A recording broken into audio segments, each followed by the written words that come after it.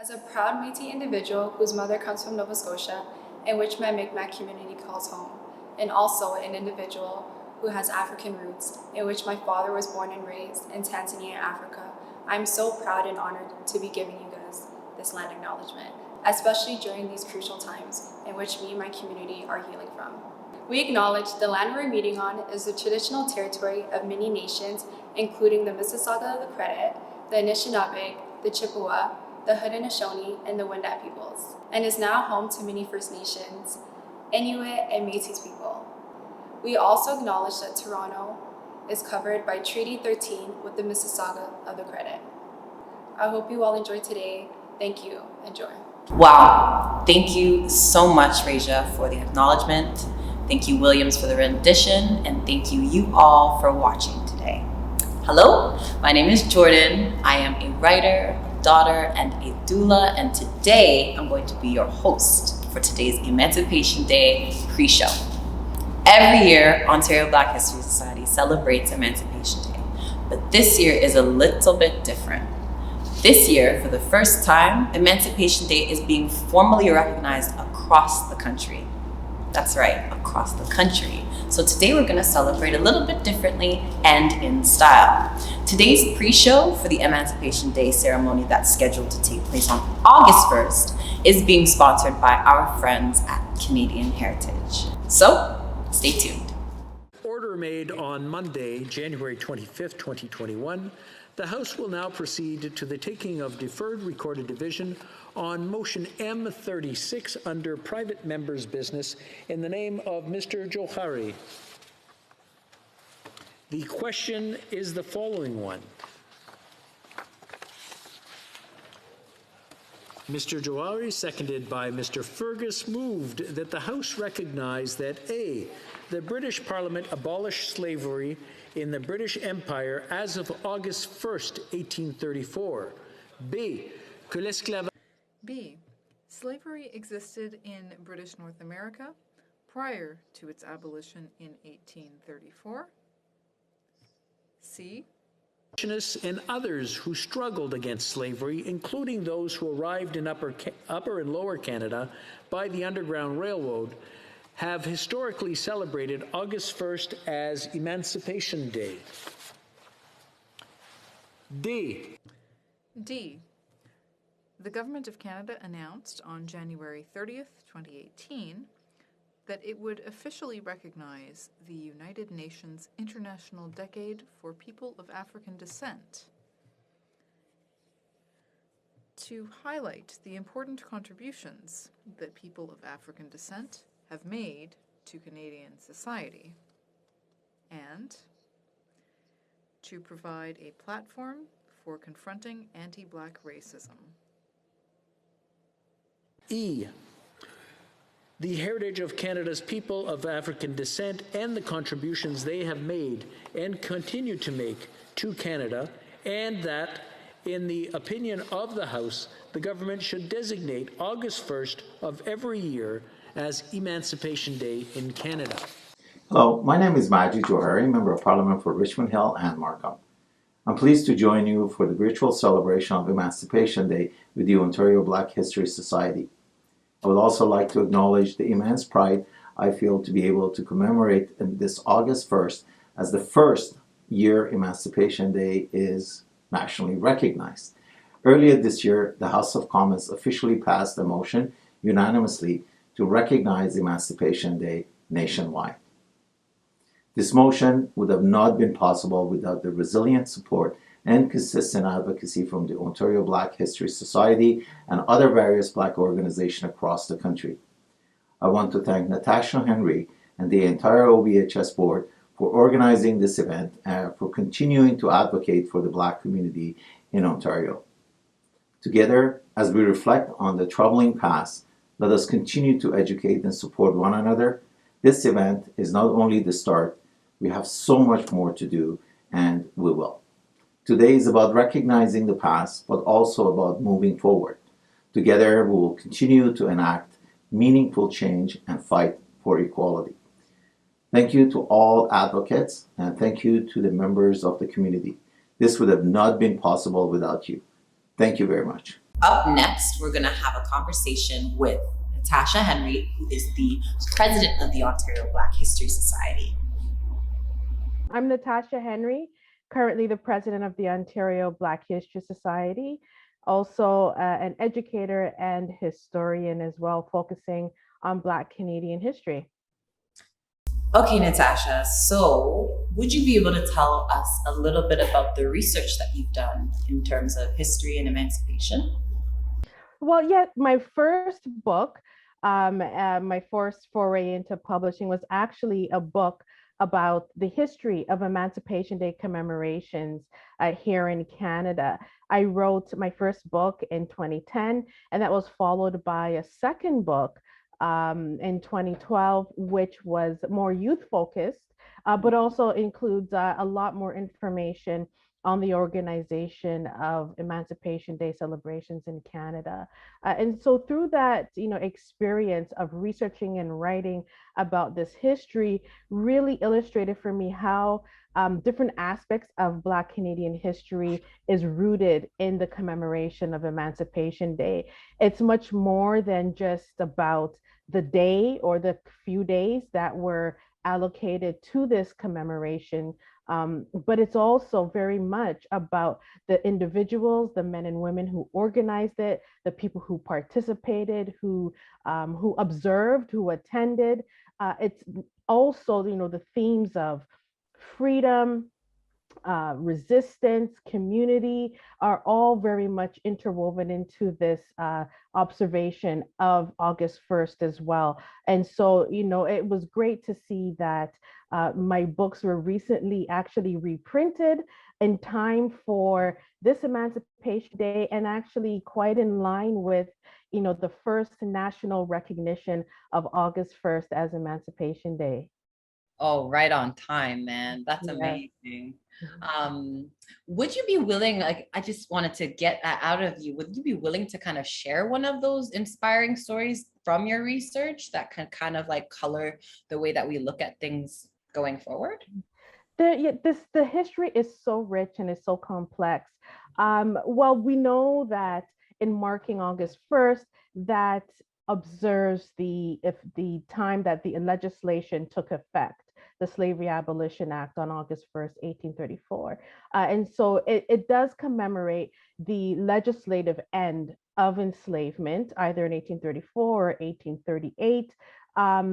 And how those who were enslaved immediately came together to celebrate that occasion. But what we also see is that immediately after is that that was just one step in terms of freedom, that legal, emancipation, that there was very much, we start to see immediately the barriers and the discrimination that they faced, and how Emancipation Day came to embody that ongoing struggle and the realization of full freedom and full British subjecthood when we were a British colony, and then Canadian citizenship when we became a nation, the nation of Canada. And so there's stories including the 3 and 4 day Emancipation Day celebrations in Windsor that took place from in the 1940s up until 1967, the big picnic at Port Dalhousie in St. Catharines, Niagara area that took place again in the similar time period, the 50s, organized by the UNIA, the Toronto branch of the UNIA. And just imagining seeing hundreds and thousands of people in the 19th century, going into the 20th century, coming together, across the border from the United States, different parts in Canada, different parts in Ontario. It's amazing to see that. It's amazing to see the images, the notion of community and family that's part of that.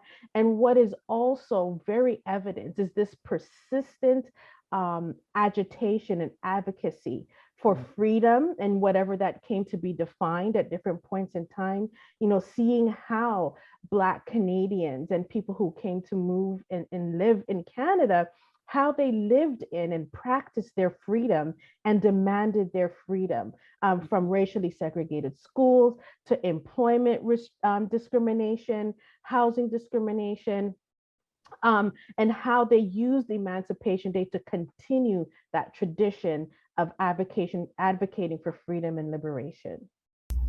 What has been the role of OBHS in marking Emancipation Day here in Ontario?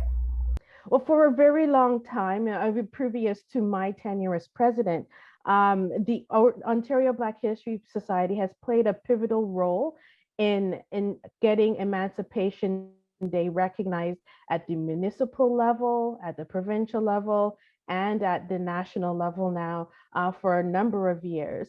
The Ontario Black History Society has also contributed to the marking of Emancipation Day by holding annual events as well. And so we've continued that tradition even in the COVID restrictions, going virtual last year, going virtual this year again, but ensuring that we are again upholding that tradition as well.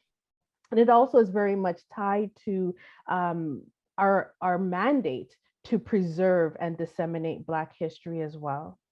What is your vision of freedom for the next decade, and how can we start building that foundation today? Wow, that is such a deep question. Yeah. Well, for me, one of the immediate spaces that I think is integrally tied to Black freedom is education. And so that entails public education and addressing the historical legacies of racial injustice that Black people have faced in education and having that repaired by systems, by government, but also very much community, maintaining and increasing our community endeavors in education, ensuring that we have additional or alternative spaces for our children and for adults, that we can support one another in building education spaces for ourselves as well. So I see that.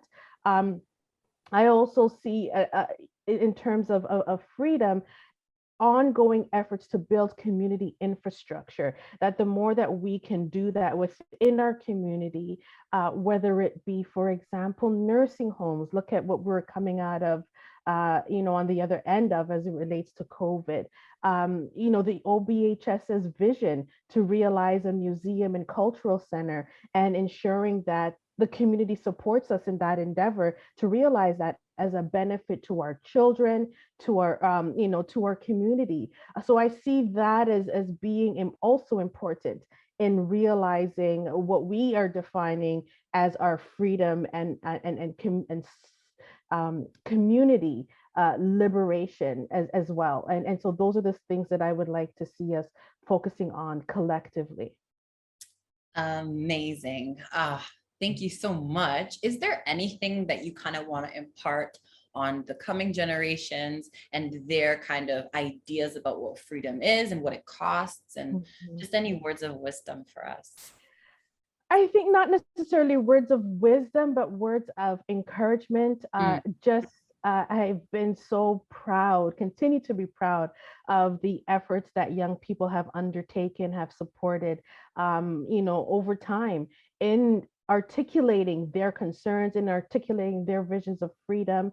And so I just want to encourage them to continue to do that, and that to let them know that they have a role to play in this collective endeavor, and just to say that I'm really proud of them. So, and to continue to work in solidarity. Amen. Amazing. Yeah. Well, thank you so much, Natasha. We appreciate Great speaking with you, Jordyn. Likewise. Okay. Take care. Take care. I'm Chris Bateman. I'm the manager of the Historical Plaques program at Heritage Toronto. Heritage Toronto is a city agency and a registered charity, and our goal is public education, and our mandate is public education. So we do that through tours of the city, and we also do that through the Plaques program that I run. And what role do you feel your organization or the work you do at your organization plays in the continuation or the sustaining of freedom here in Canada?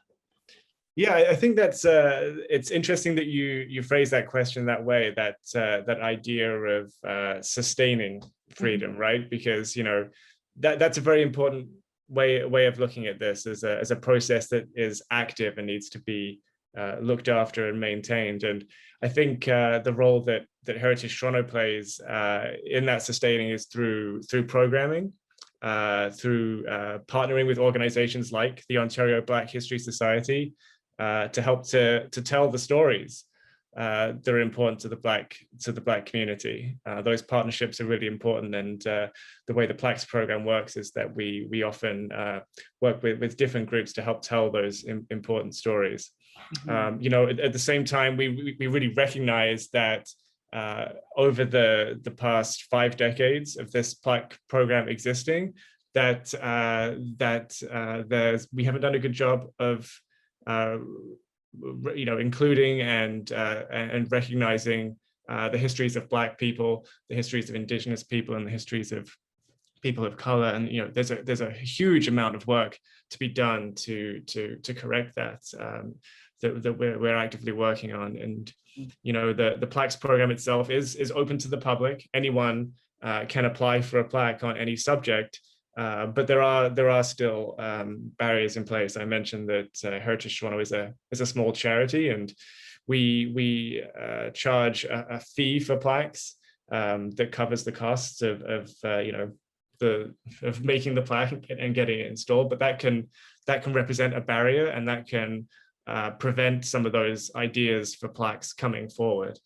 So one of the things that we've done to address that in a small way is by setting aside a portion of the plaques fee. So a percentage of each fee that we receive for any plaque goes into a fund that we can use to produce plaques that speak to some of Toronto's diverse history, or help fill some of the gaps that have appeared over the years. And recently, earlier this year, we completed a plaque in partnership with the Mississaugas of the Credit First Nation. We produced a plaque for Chief Wabakanine, who was an important figure in Toronto's Indigenous history. He was one of the signatories to the first Toronto Purchase, and he was killed in Toronto. He was murdered, and his death was incredibly important and significant at the time to the formation of the city, and there's now a plaque in place for that. And I don't think without that fund, that plaque may not have come forward as soon as it did. This Emancipation Day, obviously we're pleased to be unveiling 2 plaques that speak to very different aspects of Toronto's Black history. You got the Beverly Mascoll plaque, of course, but we're also unveiling a plaque for Joshua Glover, who was enslaved in the United States and came to Tobago in Canada via the Underground Railroad. So those are 2 very different stories, but I think they both contribute to the public knowledge of Toronto's Black history, and this idea of, like you mentioned, sustaining and building a better and a stronger city. Mm-hmm. And why do you think that now is a good time for, a national formalized recognition of Emancipation Day? What do you think is so special about right now, apart from the obvious? Sure. Well, first of all, Heritage Toronto was really pleased that the House of Commons in March voted unanimously to recognize August 1st as Emancipation Day. But I think it's important to remember that Emancipation Day has been recognized and marked nationally for years by Black and Indigenous people across Canada, and by organizations like the Ontario Black History Society. So that the official recognition is great, but obviously the work has been happening for many years now.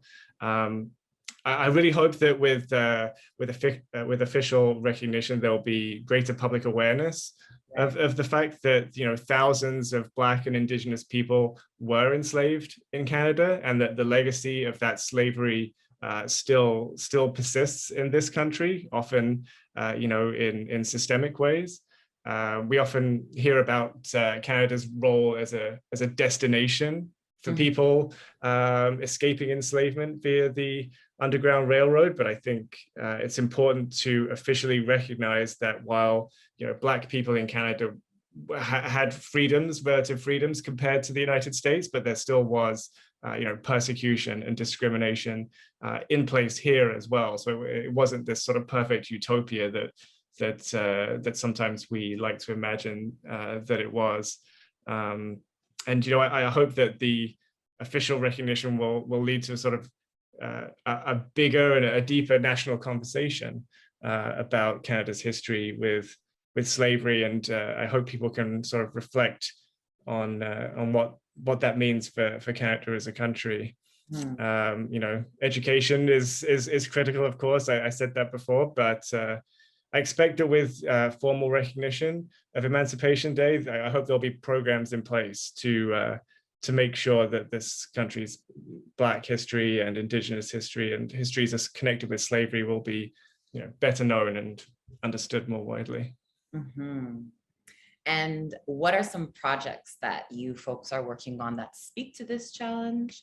I know you mentioned the Beverly Mascoll project, which I'm really excited about, and have done some in the past. What are some future projects that you guys are exploring, thinking about, excited about? Well, I mentioned the Joshua Glover plaque, which is part of it's actually a part of a much larger project. There's a park being named in Tobago for Joshua Glover, and there's going to be a wonderful public art installation, and the plaque will accompany that to really, I mentioned earlier that the public art and honors have their place, but the plaque is also important as well, I think, because it's written in a way that is plain and simple, and people can understand the history there. So that's something that's coming soon. Obviously, Beverly Mascoll, but I think that the key thing to really to acknowledge is that we're open. We are always open to applications from members of the public. If there's a subject that people want to see plaqued or feel is deserving of a plaque, we will consider any incoming application for a plaque. We work with groups like the Ontario Black History Society to make those plaques happen and make sure they speak to people in a relevant way. So I would say that one of the things that's great about the future is that it is wide open. I really hope that as people start to see the plaques for Beverly Mascoll, and they start to see the plaques for Joshua Glover, that we will get more applications like that, and we can keep this going and make sure that we do the work of covering the gaps in the program, because they are big, and they're not something that gets filled overnight, but the first step is really encouraging applications and encouraging people to reach out to Heritage Toronto about new ideas for plaques. Right. Amazing. And then I guess we'll just close on like a more human note too. What are you excited about, Chris, as we, approach the other side of this pandemic? What excites you about the next chapter? I think getting outside again and really having some in-person programming again. One of the great strengths of the Plaques program that we discovered during the pandemic is that in some little way the plaques are sort of pandemic proof in a way, because plaques, our plaques at least, are always outside. They're never placed inside buildings or on private property. They're public assets, and they're designed to be as accessible as possible. So one of the great things we discovered is that people were getting out and were seeing more of our plaques. But I really hope that as people sort of emerge from their homes and get back on the street, that people will see the plaques that we've been putting up and really absorb those histories. That like I said, that's one of the great strengths of the program. You don't need to have existing interest or even existing knowledge of a subject to come across a plaque and learn something. You don't even need to be, you don't need to have necessarily an interest in Black history, but the great strength of the program is that if you see a plaque about Beverly Mascoll and you see a plaque about Joshua Glover, you can you might stop and read it and learn something about the city. And I think that's really important, is when people, when plaques reach people and reach communities who may not have an interest or a knowledge, and people learn something along the way, because I think that's one of the keys, and one of the reasons we exist is to share knowledge and make people aware of Toronto's history. I'm looking forward to the Beverly Mascoll plaque being installed finally on Bathurst Street for exactly those reasons. Yeah, that's coming soon. One of the unfortunate aspects of the pandemic was we couldn't install plaques, and we've got a number of them that are waiting to go out. But that's going to be great. I think once people are back on the street, I'm looking forward to having them interact with our programming in person again. My name is Eldon Mascoll. I grew up in Toronto. You know, I spent a lot of time in the U.S. too. I went to school in the States, to Howard, and I lived in New York for a lot of years. I work in media. I own a media company. Yeah,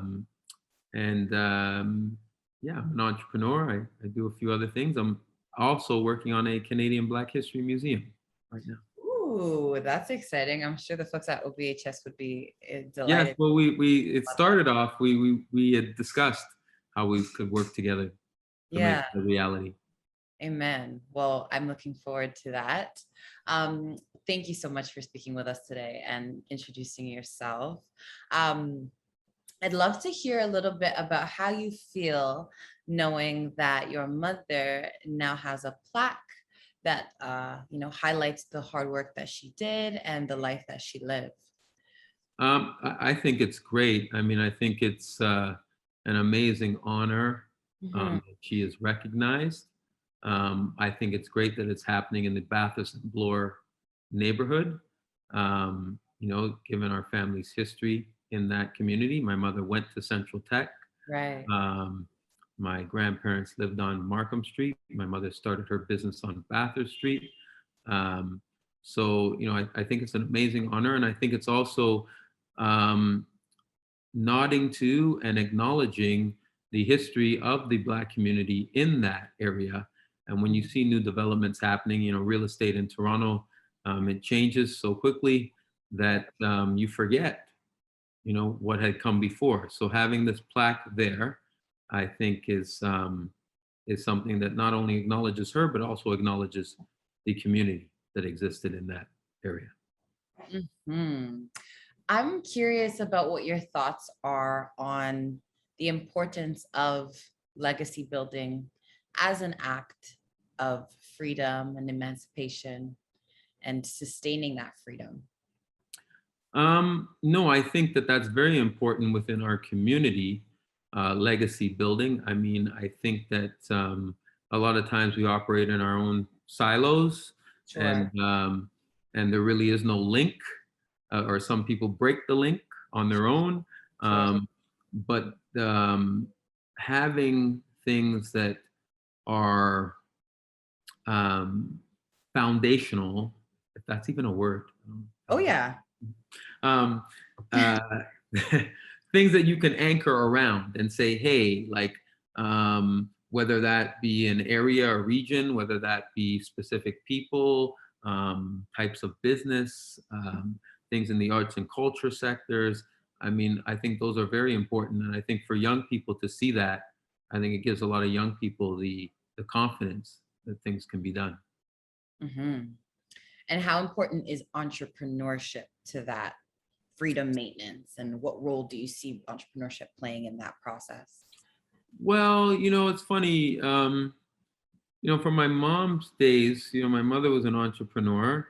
My father's also an entrepreneur, but worked in the corporate world for his career, right? But is also an entrepreneur. I think it's important. I think there's a lot of highlight now on entrepreneurship and people doing things for themselves, and us being enterprising people. We've always been Black people. We're enterprising people. So I think it's important, but I think it's also something where we need to put things in perspective. As to what does that really mean? And does that fit you as a person? Like I said, both of my parents are entrepreneurs. However, my father worked in corporate Canada for many years. So, I think it's important, but you also have to put it in perspective as to what fits for you, what works for you. Mm-hmm. What are you excited about on the next, chapter of Canadian history, post-pandemic, post-racial awareness? What's on your heart and mind? Well, I mean, I do think right now we're in a very interesting period where, people are listening to us, Yeah. Black people, that we are being heard.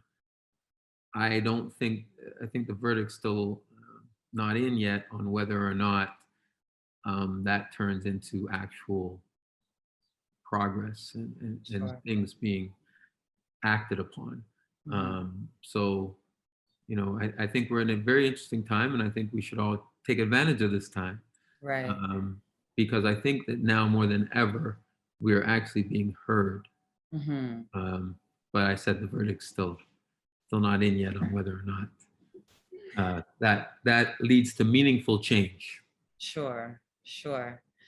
Okay, Eldon. Well, my final question, I kind of always ask, what or how do you see this experience that we're living through right now? So with your mother receiving a plaque and just like you said, the awareness, how do you see this kind of serving our future generations of freedom, and how is this relevant and important?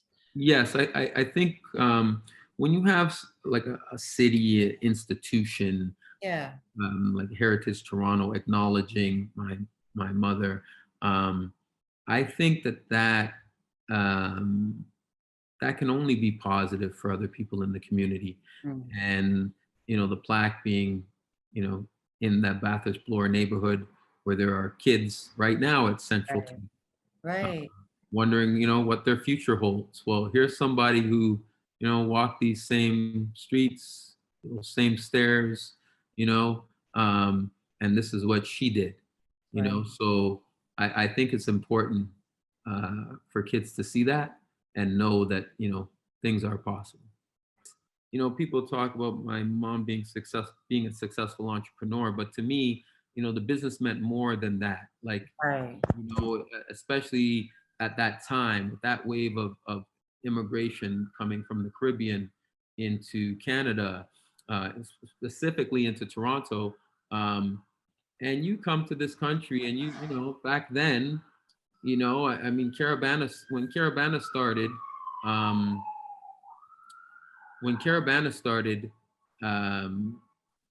I think there were only 12,000 Black people in so you come to this country and you don't know whether or not you belong here or not, say in the 1970s, and then you walk into this store and you see products with people's faces that look like you, with people serving you that look like you, the owner looks like you, like it means more than the business. Absolutely. On so many levels, just hair, beauty, all that. So it's Yeah. really, really integral to the culture. Yes. So I think that's a big part of my mother's story, and also the fact that people watched her do it. So they watched her build. They saw her start, with me in the car and Right. going and calling on these shops, and then her starting her one little shop. She started just at the front of the store with Gwen in the back. Right. Gwen Gunter was in the back, doing hair. Gwen was there before my mom. A German lady owned that shop. And so they watched her, starting from her car to getting, the front of a store, to the whole store, to the building, to more stores, to distribution, to those things. And she's, a person who they knew. So my mother went to Central Tech, so Right.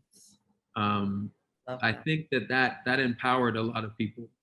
I think that's why a lot of people had that affection for my mother, and also my mother as a person.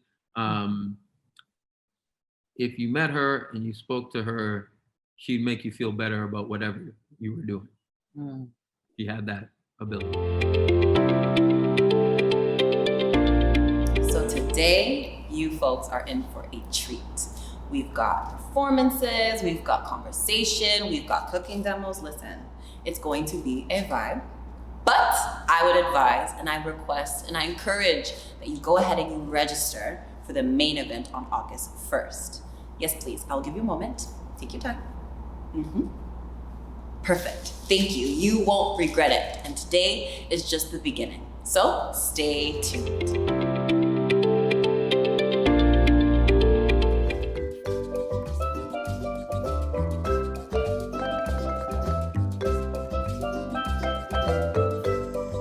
When we speak about the evolution of Carnival in Trinidad and Tobago, most people use the arrival of the French in the late 18th century as a starting point.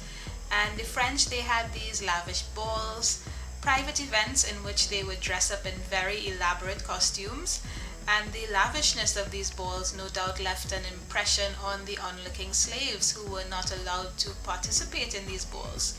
So they decided instead to mimic and imitate the French, using whatever they had on hand at the time: simple rags, simple tins, beads, and buttons to imitate the jewelry. So many of Trinidad and Tobago's traditional carnival characters have their origins in imitation, but also in the resourcefulness and creativity of our African ancestors. But it wasn't until 1834, when emancipation took root in Trinidad and Tobago, that Carnival developed into an outlet and a festival for emancipated slaves, and really exploded into the start of what we now know Carnival to be. Today, Carnival remains very much associated with those feelings of freedom, liberation, and exuberance. When we aren't celebrating Carnival, we're reminiscing about it. We even coined a term for that feeling: Carnival Tabanca.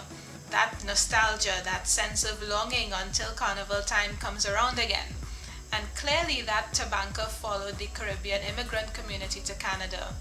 But the opportunity to remedy that sense of longing didn't really arise until 1967, when the Caribbean community in Toronto was asked to organize a special event to highlight Caribbean culture, a sort of gift to celebrate Canada's 100th birthday. For me, it's not very surprising that the community would decide that its gift should take the form of a carnival. It's also not very surprising to me that the government and people of Trinidad and Tobago, being very proud of its carnival traditions and its carnival product, would decide to donate our winning Queen and King costumes that year to that early effort of the diaspora community. So now we fast forward 54 years later, and Toronto Caribbean Carnival is North America's biggest cultural festival, with a significant tourism and economic impact. Beyond that, it's also a bridge and a connection to home and to history for those trying to express Caribbean culture in an adopted location. It's also definitely not an exclusive ball, but really quite the opposite. It's a celebration of diversity, bringing together people from all walks of life who might, under normal circumstances, never mingle. And that is the essence of Caribbean Carnival, and we are very proud of it. I'm sure many would agree that we just can't wait to be on the road again. Last year, you guys may remember Chef Warren Ford came on to the Emancipation Day event, and he made a mackerel rundown and then some. Today, he's gonna bless us all with another meal, so stay tuned.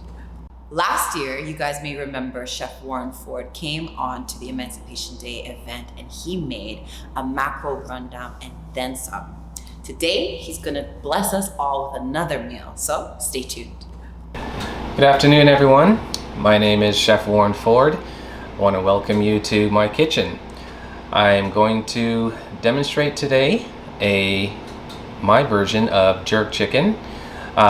First of all, thanks to the Ontario Black History Society for allowing me to be part of this exciting event to celebrate Emancipation Day. And looking forward to having a little bit of fun. And I'm looking forward to you joining me as well. All right, so I have my chicken leg. All right, and what I'm gonna do is I'm going to turn this into a medallion of sorts. All right, what that means is going to be nice and compact, in a circular shape. All right, and now we're going to roast it like that. First, what I'm going to do is the thigh bone that's there, I'm going to debone it, I'm going to remove that, I'm going to leave the drumstick intact. Now, you don't have to do this if you don't want to. You can just leave, you know, the leg intact as it is. Totally fine, up to you. All right, you'll still have great tasting jerk chicken. All right, but like I said, we want to step this up just a little bit. Okay, so here's what I'm going to do. All right. I'm going to take my knife, and I have a nice boning knife. All right, it's up to you, but you can use a paring knife. You know, use your regular knife at home. All right, and what I'm going to do is make an incision right here. Okay, so I want to separate that chicken, all the meat away from the bone. All right, and it might look difficult, but it's not really that hard. Okay, because once you do this, all right, and then take your knife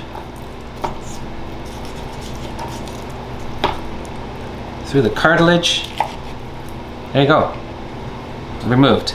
Thigh bone removed. Okay, and then what we're going to do, all right, that's essentially how our chicken leg is going to look. Now, the other thing I'm going to show you real quick, all right, is what a lot of chefs might do. All right, is just remove that knob, okay, at the tip there. All right, and we'll just put the knife right there. All right, you can use I have a butcher's cleaver, okay, French knife, your regular chef's knife will be fine. Okay, done. All right, and that just gives a nice looking presentation. All right, they'll give a nice looking presentation to your finished chicken leg. All right. All right, if you want to see that one more time, okay, for those of you who have a regular French knife or chef's knife, kitchen knife, all right, again, place your knife down, done. Okay, so the next step now, all right, with our chicken legs is to get it marinated. All right, so I'm going to hit it with some of my homemade jerk seasoning, all right, and I'm going to tie them up. All right, and then I'll show you how to place them in a pan for pan roasting. All right, nice and easy. Bowl. Here is jerk seasoning. Can you smell that? Full of pimento, Scotch bonnet, thyme. Start off with 2 tablespoons of the jerk. All right, I'm gonna open up the legs, all right, because I want some of that seasoning to get inside as well. All right, I'm just going to put them inside the bowl. And then a little bit of olive oil. Next thing, just toss it around. Make sure everything gets nice and coated. All right, now I'm not adding any extra salt to this, all right, because the seasoning has a fair amount, not a fair amount, but has some seasoning in it already, has some salt in it already, so you don't want to over salt. Okay. All right. So I'm gonna tie these up now, and what you need is some butcher's twine. All right, and yeah, it's nice and easy. All right, it sounds more difficult than it really is. All right, you'll need 2 pieces of twine.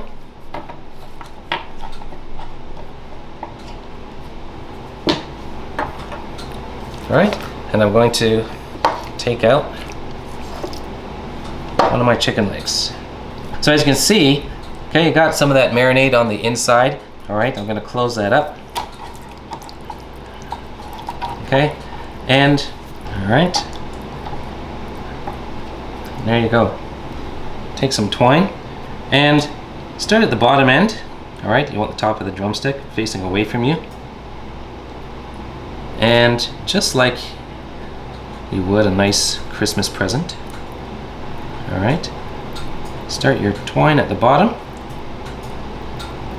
Just tie a little knot.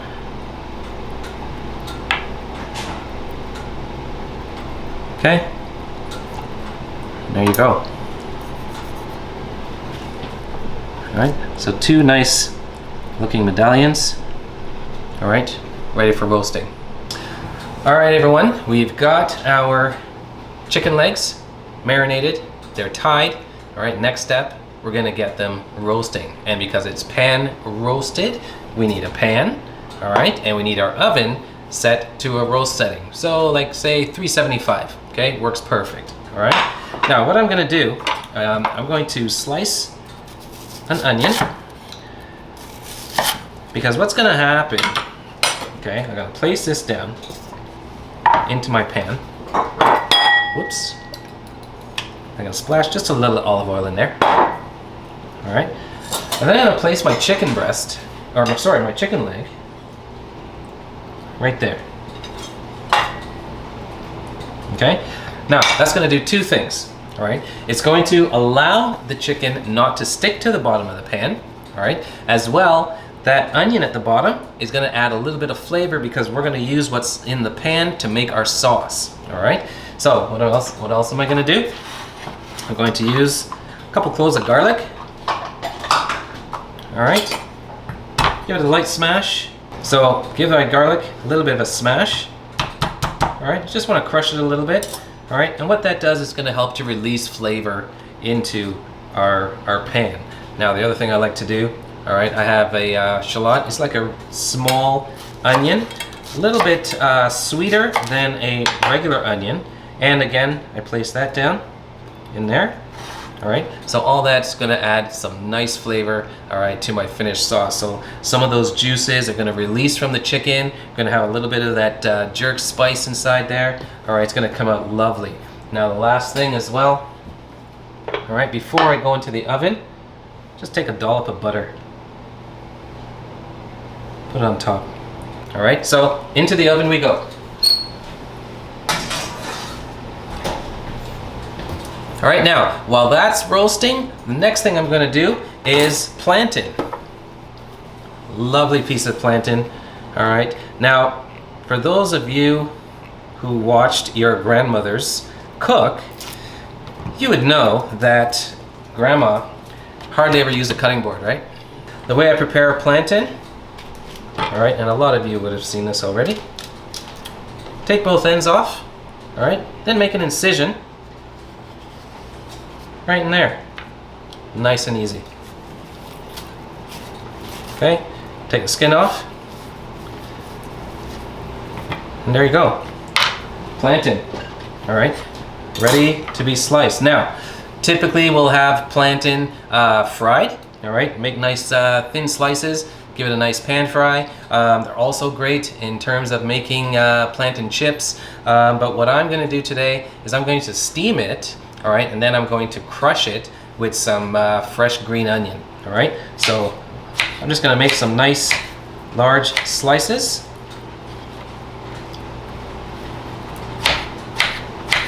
Okay, nice and easy. I have my pot. So I don't have a steam basket, but what I've done is I have my plantain with just maybe about 3/4 of an inch of water. All right. Because I don't want to lose any of that that nice sweet flavor from the plantain. So I'm going to put this on the stove. I'm going to bring it up to heat. All right, and then I'm going to turn it down to a light simmer just so it lightly cooks. All right, so here we go. All right, so my plantain's going to go on. Stove on. Actually, 1 second. No, it's fine. It's in the shot. Yeah. All right, so stove is on. And my plantain is going to slowly cook. So, and the next thing for us is what should I make? Let's do something really easy. We're gonna make a coleslaw, slaw with chocho, right?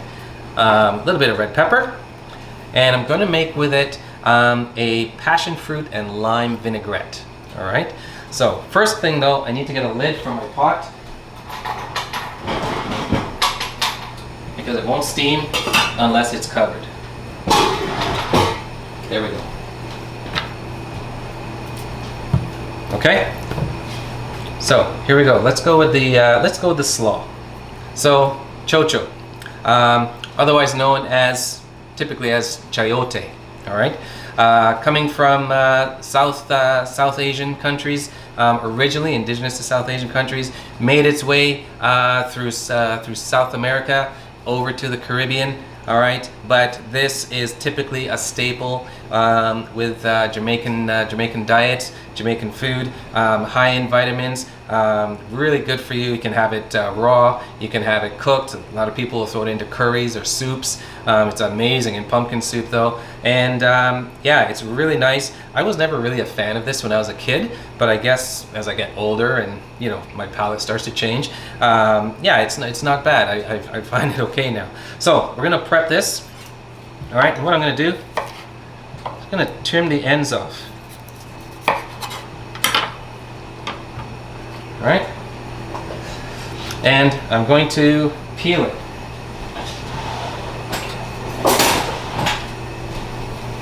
Okay, just give it a nice peel. Now you can eat the skin, all right, it's totally fine.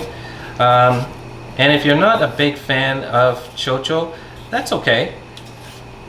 All right, you can use regular coleslaw if you like. All right, totally fine. Okay, and what I'm going to do is I'm going to slice this, all right, nice and thin. And I have one of my trusty pieces of equipment here, a mandolin. All right, what I'm going to do is slice it nice and thin. All right, there we go.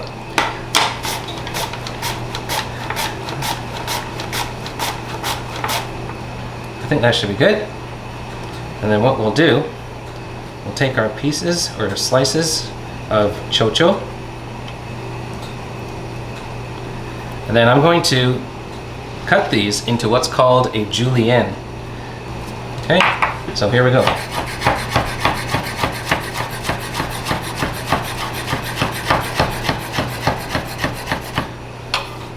There we go. Now if you want to do this by hand, if you don't have a mandolin, that's totally okay.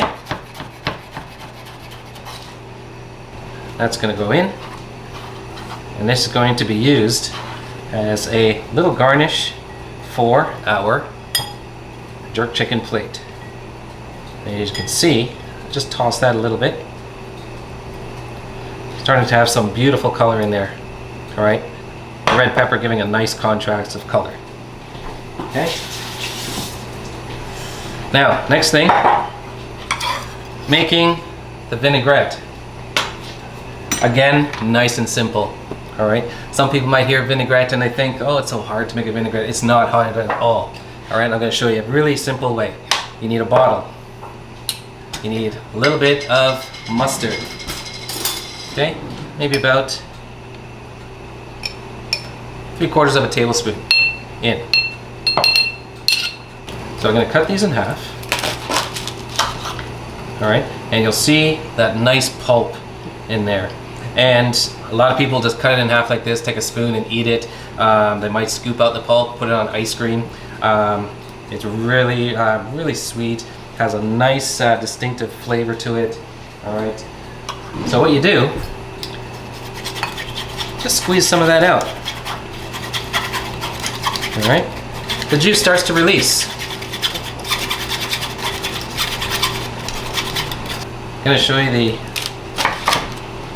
other passion fruit. All right. And again, we're going to take out the pulp.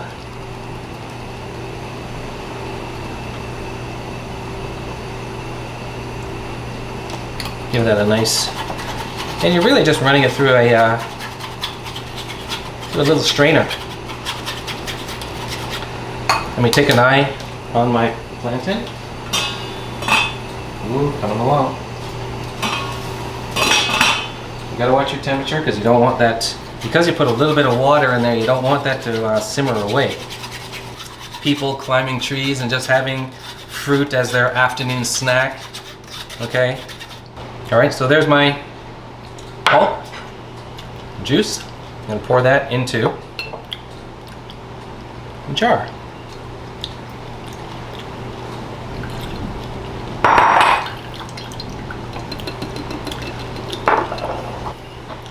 Okay, lime.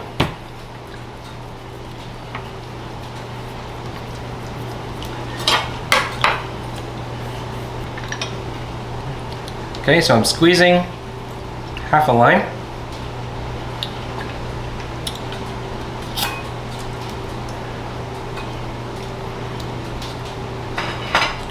All right, I'm gonna pour this in as well. All right, now to finish this off, I'm gonna add some olive oil. Now, when you're making a vinaigrette, the ratio is usually 3 parts oil to 1 part acid. All right, and I'm gonna add a little bit of acid, cider vinegar. You can use white wine vinegar. Sherry vinegar's not bad as well, but probably a little bit harsh. So use something nice and simple. And my lid for this jar. And then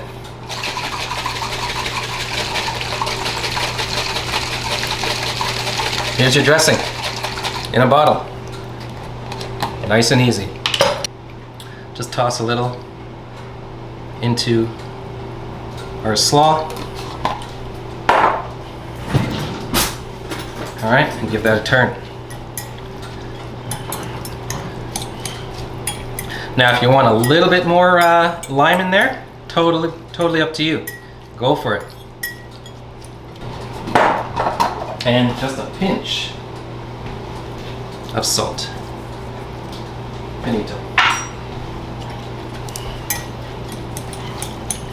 So this is our slaw, okay, for later on. All right, and I'll show you how I'm gonna use that later on, okay? All right, now, next thing we're gonna do, all right? I roasted a corn, all right, corn on the cob. Again, one of those Jamaican staples, is what I like to call it, okay? So I'm gonna take the kernels,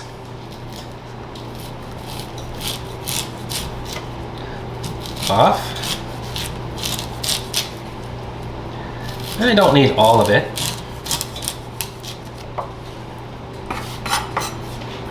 And I have here, all right, some charred cherry tomato. Okay. So this is going to be another garnish for our dish. Some charred cherry tomato and corn relish. So to this, add some cider vinegar. Okay. I'll add some salt. And here we are. A little bit of black pepper.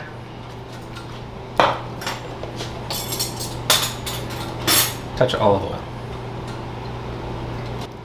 All right. Lovely. Okay, I'm gonna leave that there. All right, everyone, we are moving on to our steamed plantain. You see that nice heat coming off there. What I'm going to add to this, all right, I'm going to start just crushing it lightly. Okay, and I'm going to add some butter.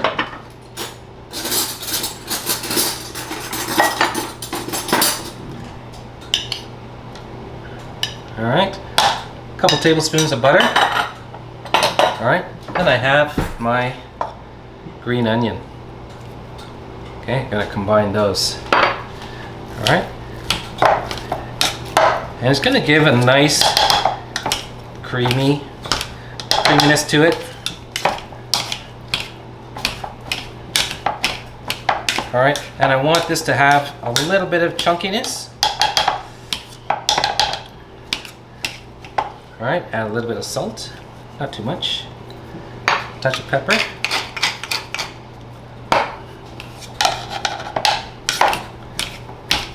And that's it. Okay, But of course, just got to make sure that my flavor is where I want it to be.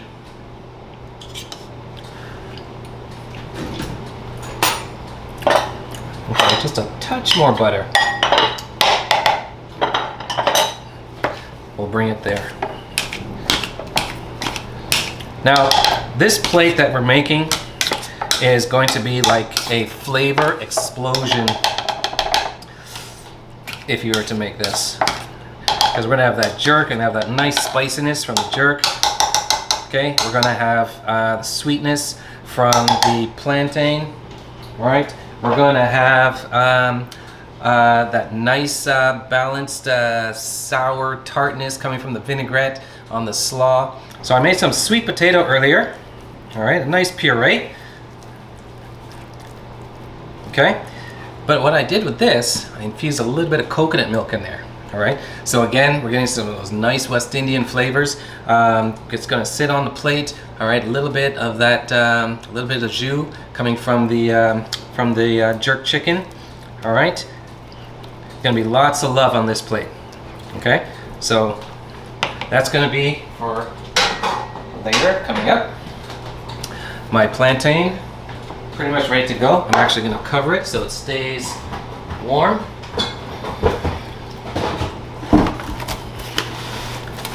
There we go. All right. So you're just gonna reserve that. Now what we should do, our chicken has been in for a while, and we're almost there really. All right, so I'm just gonna check on the chicken, make sure that it's coming along. Oh mama, look at this. All right. So what you can do as well, all right, just take a little bit of that oil there. Just baste it a little. Okay. Just gonna brighten it up a bit. All right. Now, when you're doing chicken legs, all right, you should be able to bring them up to 160 degrees Fahrenheit. That's how you know your chicken is completely done. We want to make sure that there's no undercooked raw meat in there. And right now we're hitting about 163. All right, so we're pretty much there. Okay, this one's almost 170. Okay, so we're looking pretty good. All right, and what I'm going to do is I'm just going to pop this back in just for a little bit longer, just to make sure that you're good to go. All right, callaloo is similar to spinach, a little bit more fibrous. Okay, the leaves are bigger. Okay, they take a little bit longer to cook, but for this, if you can't find callaloo, spinach works just perfectly. Okay, cooks a little bit faster. All right, so just be aware of that. And what I'm going to do, okay, give it a little bit of a crush. Nice mince. Okay, one clove will do it.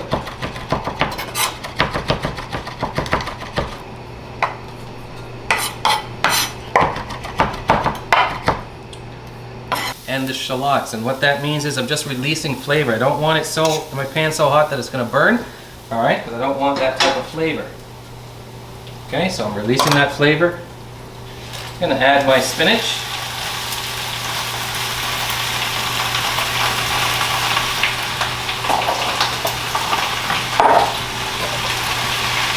Okay, just get this moving.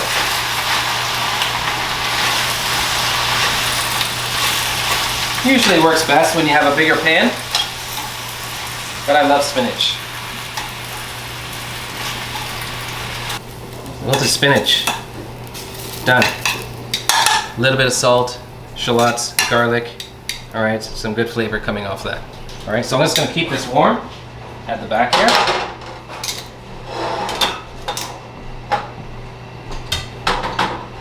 And I'm going to take out this. I'm going to take out our chicken now. Coming out the oven. Looking lovely. Looking lovely. All right, so what I got to do is I'm going to just leave this aside to rest. All right, because this pan I'm going to use to make our sauce. So all this at the bottom of the pan is flavor, okay? And I'm gonna add that secret surprise ingredient I told you about. But I'm also gonna add some chicken stock. I'm gonna add a little bit of veal demi-glace. It's like a veal jus, veal beef stock that's gonna just help add body to the sauce. And we'll strain it and finish it, and then we're ready to plate. Okay, so I'm gonna get this on.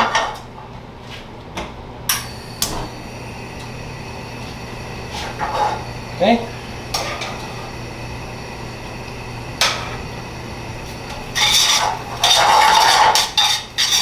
Okay, so like I said, this is gonna add flavor to our sauce. All right. Inside this pan, we'll have a little bit of that jerk seasoning. Okay. But as well, and this is a good thing about my jerk seasoning, I can add a little bit more, just for a little bit more love.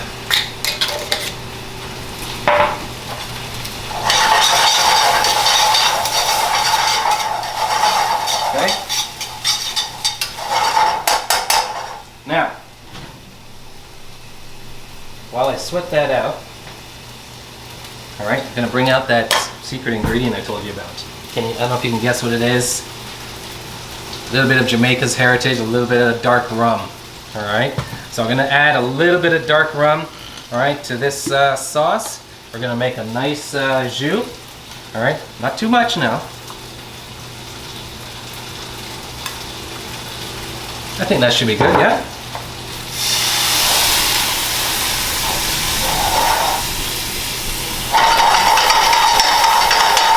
I want to cook that off. I'm doing that in stages.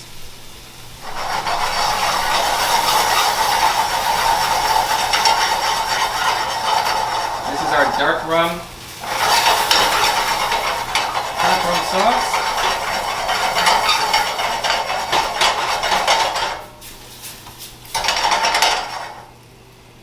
Add a little bit of stock there. Okay, a little bit of stock here. Alright, so this is a nice chicken stock. Alright, and I'm going to let this just simmer, develop flavor. Alright, now the other thing I'm going to add is a little bit of beef demi. Alright. That's, like I said, it's just going to add some body to the sauce.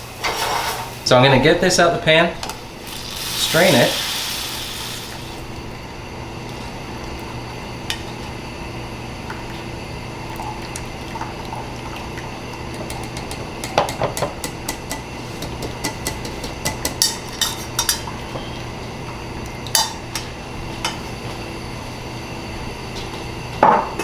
Put this back on the stove. Okay. Okay. So it's developed a bit of body already. It it has a nice looking texture, nice looking shine. All right. But to finish this off, what we do in the culinary world is we add just a dollop of butter. Okay, probably about that big. And what that is it's called montaing our sauce.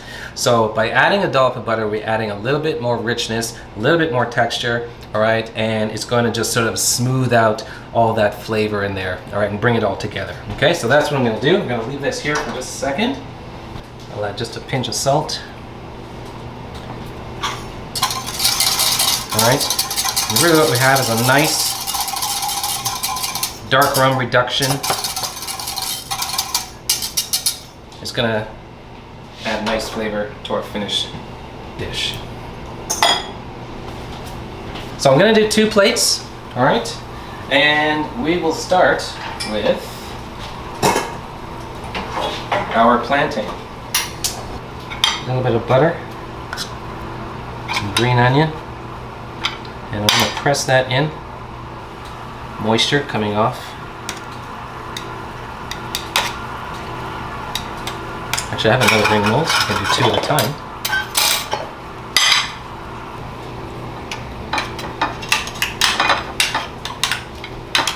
Now, of course, when doing this, I had a staff of about I don't know, 8 people. So we'd be working together doing these plates. And of course they took time, but the end result is a customer that's super happy.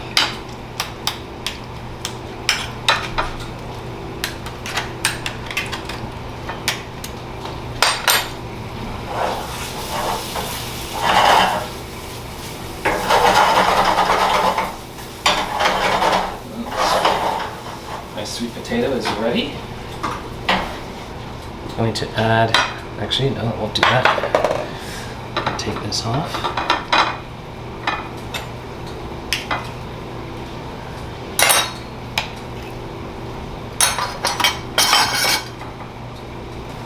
Take some of our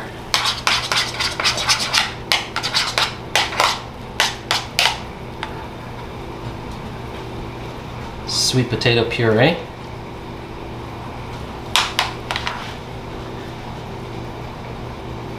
Put a nice dollop there. Gonna take our chicken. Don't forget to remove the string. Not too many people like string on their food. There we go.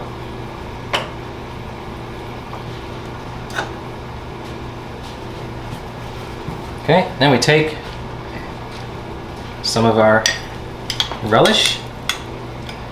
Not too much. Let some of that corn fall. Alright, and like I said, you guys can have fun with this if you like.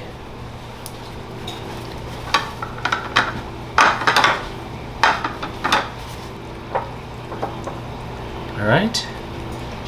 I'm going to take it and put it down like that.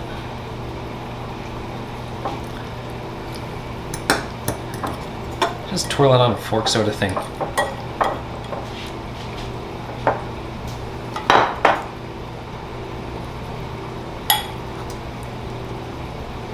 There you go. Now, of course, we've got to finish this off.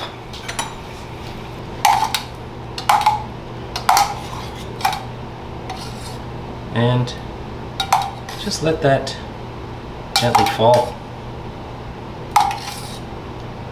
on the plate.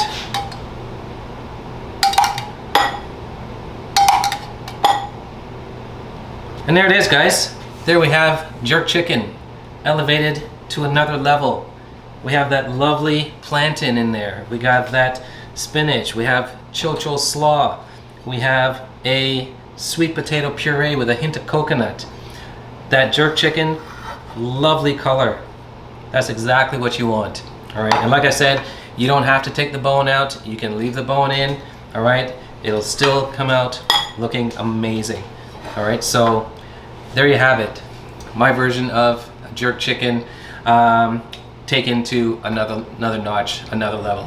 Okay, so there you have it, folks. All right, my version of a jerk chicken taken to a new level. We have that nice sweet potato puree with a hint of coconut. We got that crushed plantain with scallion. We have the spinach. We have that charred tomato and corn relish, chocho slaw, dark rum sauce. It's got a nice spice to it, a nice hint of that Scotch bonnet. Something that you're going to enjoy, I think. And like I said, you don't have to take out the bone. You can leave it in. You're still going to have an amazing, amazing result. If you want to see this type of dish or other dishes that I've made, other dishes that I've played with, you can go to my Instagram page, chefwcf_IY kitchen. Look me up, get some ideas, and like I said, have fun with your food. Totally okay. You know, like when your mom and your grandma used to say, don't play with your food, now is the time you can play with your food. All right. Again, thanks for joining me. Thanks to the Ontario Black History Society for including me in this experience. Happy Emancipation Day, everyone. Be well. Take care. Thanks. Okay, Mr. Cook. Well, thank you so much for chatting with us today. I'm so excited to hear from you about all the wonderful things happening at the cabin. Can you tell us a little bit about Uncle Tom's Cabin? I sure can. So I'm here broadcasting from the North Star Theater here at Uncle Tom's Cabin Historic Site. So we're a good 3 hours southwest of Toronto, on a little parcel of about 5 acres of property. And on the property, we have our museum, the Josiah Henson Interpretive Center, which is about 5,000 square feet. And it houses the theater and our gallery. And then out back in our courtyard is where really the history comes to life, because that's where we have 3 buildings, a structure that was lived in by a former slave, a formerly enslaved person, I should say.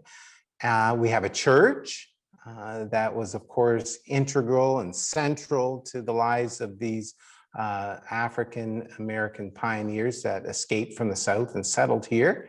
And then the centerpiece of the site, which everybody from around the world comes to see, is Josiah Henson's cabin. And Josiah Henson, people probably know him better as Uncle Tom, but they don't really know that he's Uncle Tom.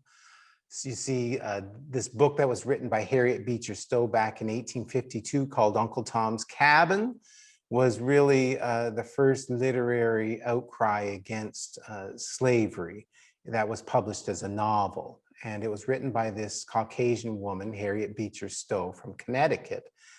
And when the book came out, it sold over 1.3 million copies in the first year alone, which was phenomenal back in those days, a real bestseller. And of course, when something's that popular, then there's controversy that follows it. And so people said, well, these characters you've created really couldn't be real. They're just imagine it from your imagination that has gotten away with you. And so Mrs. Stowe took offense to that, and she decided to write another book a year later called A Key to Uncle Tom's Cabin, where she said, this is how I was inspired to write the novel, and these are the people that I have read about or met that really have lived the lives similar to those of my characters in the book. So when she talked about the character of Uncle Tom, the central figure, she said, if you doubt somebody like that existed, then you need to read Josiah Henson's autobiography. He'd been enslaved for 30 years in Maryland and Kentucky, came up to Canada on the Underground Railroad, settled right here in my little town of Dresden, and lived out the rest of his life as a free man. So that's how he got to be known as the real Uncle Tom. And it's his house that people come from around the globe to visit. And they can also visit his monument, because he is buried here on the property, died when he was almost 87 years of age.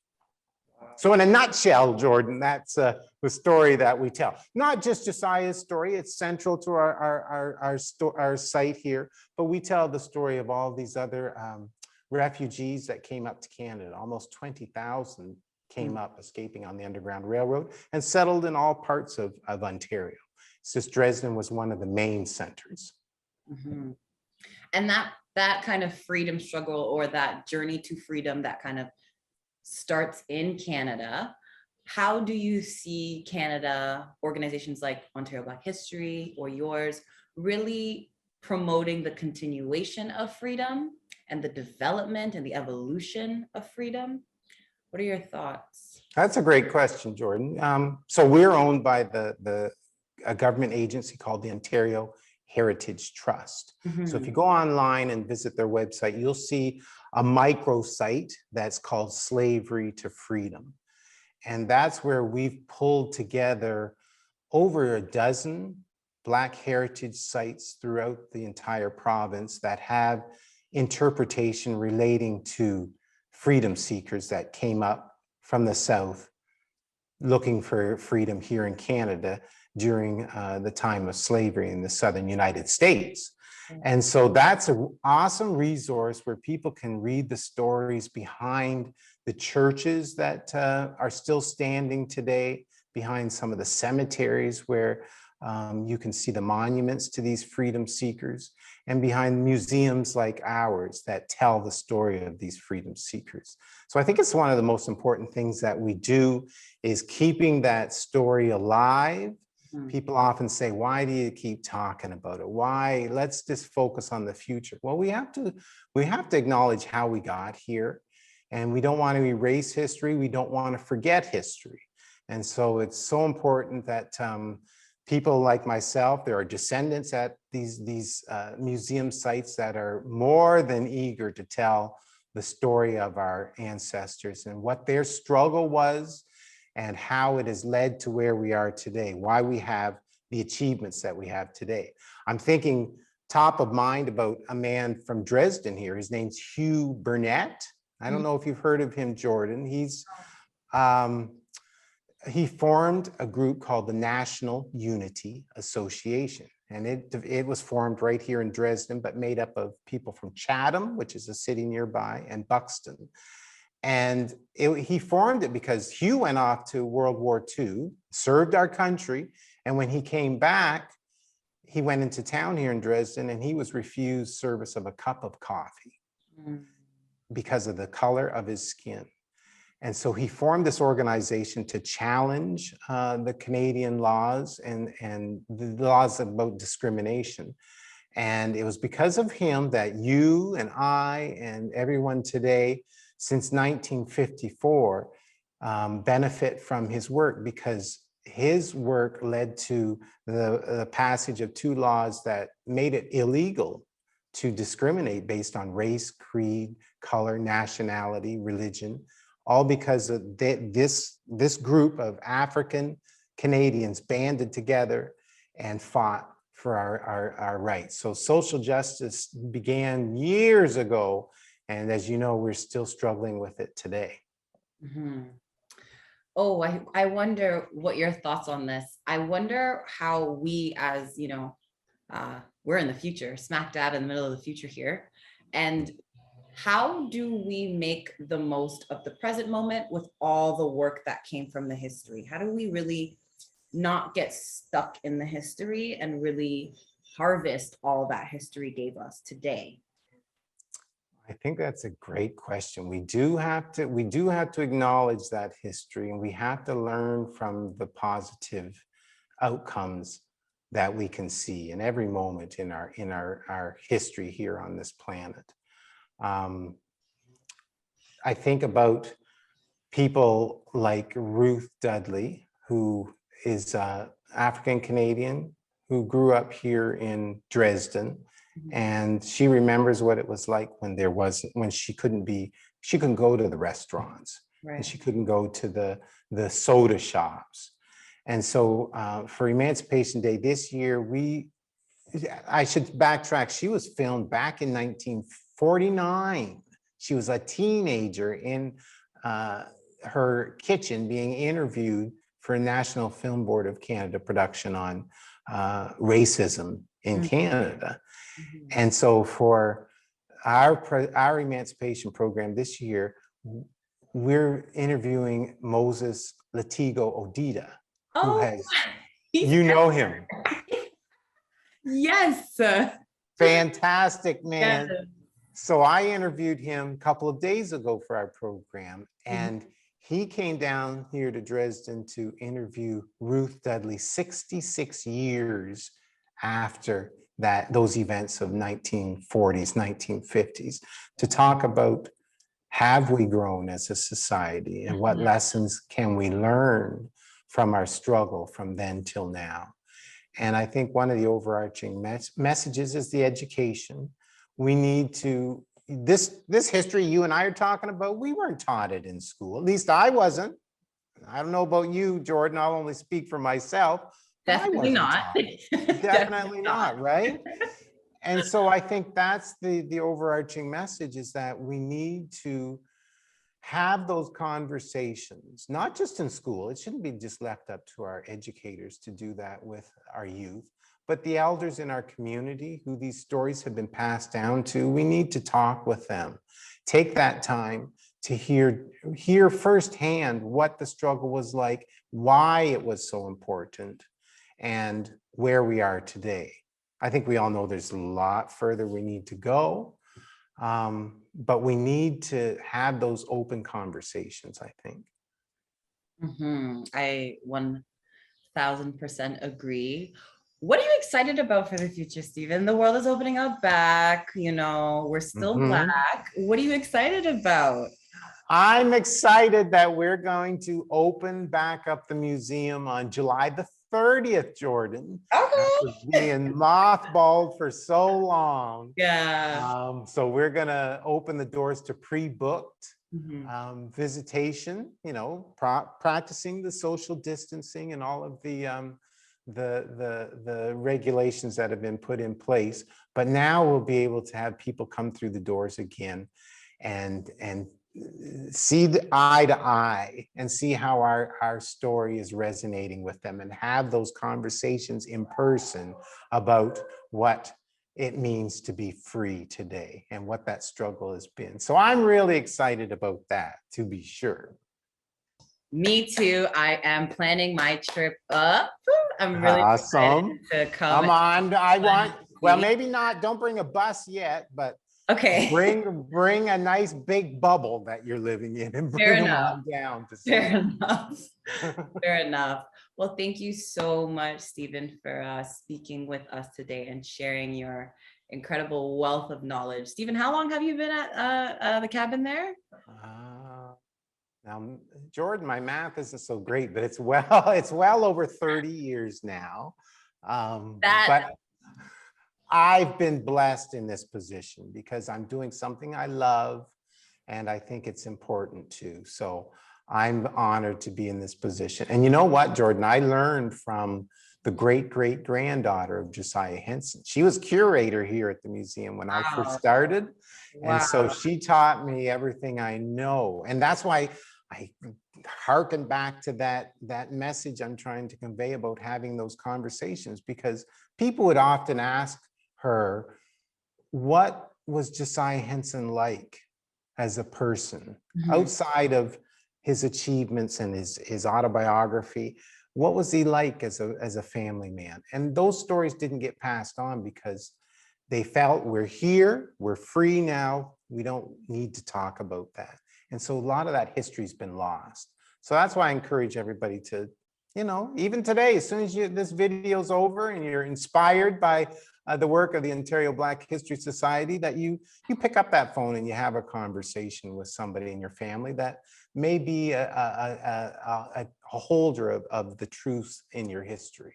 Ooh, that's a wonderful word to end on. Thank you so much for chatting with us.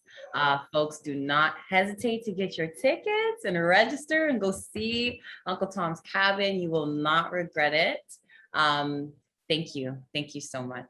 My pleasure, Jordyn. Listen, happy Emancipation Day to you and your family. Likewise. All right, take care. Bye. Okay, so today I'm really excited to speak with Alica Hall. Alica Hall is the executive director at the Nia Center for the Arts. She believes in the transformative potential of the arts to empower and strengthen communities. She has a professional background in strategic communications, having spent 6 years supporting health and nonprofit organizations. Alica has a passion for creating spaces for artists to create, learn, and grow with new audiences. Can't wait. So what's Nia? What's it all about? So Nia Center for the Arts was started over 10 years ago out of the Youth Challenge Fund as a sort of legacy project to look at how we can improve access to space for Black artists and young people who are interested in the arts. It was born out of the recognition that Black artists are doing amazing things in every discipline, but you don't regularly see them represented in our galleries, in our museums. You can't go and see a Black theater production, once a month. So there was, a bunch of artists who came together with the Youth Challenge Fund staff, folks who you might know like Wayne Mangesha, Amanda Paris, Phil Cooper, Ian Kamau, Dr. Mark Campbell, and they conceptualized and created the idea of a Black Art Center, and that's sort of where we arrived today. Part of their vision always was to have a physical space knowing that we need that grounding in our community, a place where we can consistently go and access the arts. So from the very beginning, the vision was always to be a physical center, and now we're working on bringing that dream to life with the renovation of our space at 524 Oakwood Avenue. What role do you feel art plays in the process and evolution of freedom today? Artists give voice to our dreams. They give color to our imaginations. They provide language for experiences that we don't feel like we can properly articulate. They create the soundtrack to our experiences, our celebrations, our traditions.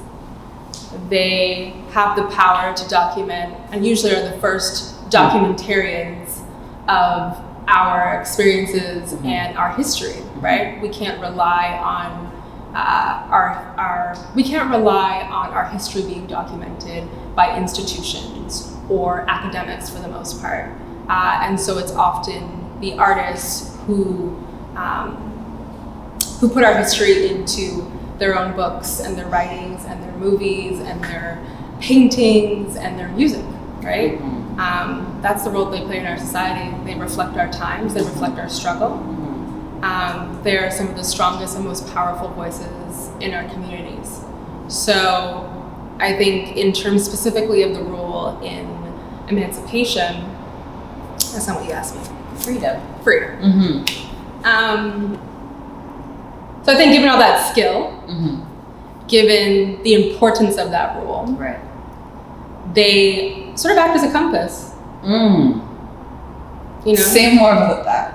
I think, when we see artists, especially today, right, the resources that they have sometimes to pull the stories together, to pull videos together, to put, music together, they're really reflecting the experiences that we have, and sometimes, imagining what it would be like to be in a place without struggle, or a place where there's that, freedom of choice, freedom to love who you want, freedom to, pursue what you want. Sure. And so I think now that we're seeing a lot more artists as well and creatives get more resources to tell those stories in some scenarios, they really bring color to, I think, our dreams of what's. To whom and or what do you feel we can look to harness the liberation hard won by those before us in today's modern context? I think, I feel like there's so much focus on the youth of today, and I feel like we need a dual-pronged approach, if you will. Tell me more. I feel like there's so many elements to the fight and the struggle that our elders have already done. And we don't, because our history is not documented, because sometimes we don't know who those people are, we don't rely on them enough. We don't ask them what has been done. Right. What research were you a part of? Who, as part of previous governments, we think of in Ontario context, which governments did we ask for what, And I think we miss an opportunity to understand the tactics, the landscape, the research, the demands. Sure. And we're always kind of starting, from the beginning, because for so long, government is not listening to us. And so we feel like we need to start the conversation again with, whoever's at the table today, instead of asking sometimes and looking for that research or looking to our elders to understand we need to ask our elders what they already know, what's been done, what was demanded. I was reading the other day this publication, I believe it's called Our Lives. It was Canada's first newspaper dedicated to Black women. It was founded by Dion Brand and contributed by amazing folks like Dr. Fua Cooper, the scholar, an academic and poet. And I think it was published in the 60s, I believe. And so much of the writing is reflective and relevant to today. And so I feel like we sometimes miss, opportunities to learn the tactics, learn the demands, to go back to the research from previous generations to shape our strategies for demanding or, just deciding what liberation looks like today. On the other hand, I think there are elements of our identities of, the Black Canadian experience that have changed so much with new generations. Each generation becomes freer to be who they are, becomes more affirmed in their Blackness. Sure. And so speaking to a younger generation gives us insight into where freedom could go. Places that we didn't think imaginable or we hadn't considered, 50 years ago, 60 years ago. I think about the Black, queer, and trans struggles and that path for liberation. I think, speaking to Black trans youth gives us insights into a different kind of freedom that we hadn't conceptualized. What is your vision for the future of freedom in this country? As an artist, as a leader, as a daughter, as a woman?